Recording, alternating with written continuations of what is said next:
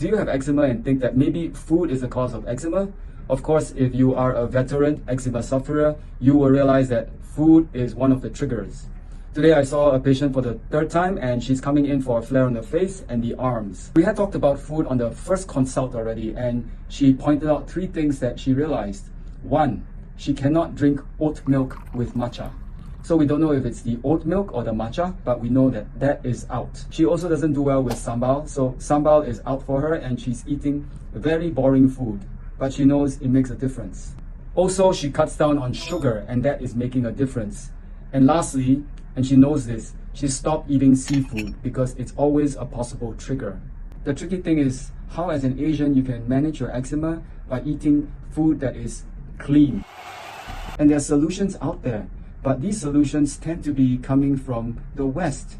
For example, this book here, The Eczema Diet, is very Caucasian food-based. We're talking about salads and chickpeas. What if you're just used to eating noodles and rice and stir-fried vegetables only? So how do we solve this? Before we talk about that, come with me into the treatment room just to see what we do, and I'll show you how we treat her flaring arm with acupuncture. Here are hands, and you can see that there are some lesions here. And what we're going to do is we're going to needle them, believe it or not. The needles are going to help reduce inflammation in the hands and the elbows. She's calm because she's got a flaring in the face and also the arms, which you can see here. We're not showing the face. In subsequent videos, I like to talk about using foods that are common in Asian cuisine that are not triggering, but still retain the Asian essence. It's interesting what's an Asian essence. For example, peanut base is quite an Asian essence.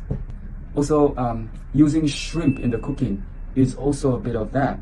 Noodles are another thing, especially in some cultures. We got to learn from the Vietnamese. We can use rice noodles. And now there are other options like using buckwheat noodles, for example, and still being able to create that same kind of texture in the cuisine without the food being triggering. We'll talk about that in another video, but today before we end, I'll explain a little about why a spreading lesion may not be so bad. So some of the questions that people always ask is like, my lesions are spreading. In this case, the lesion was smaller, but now it's spread a little.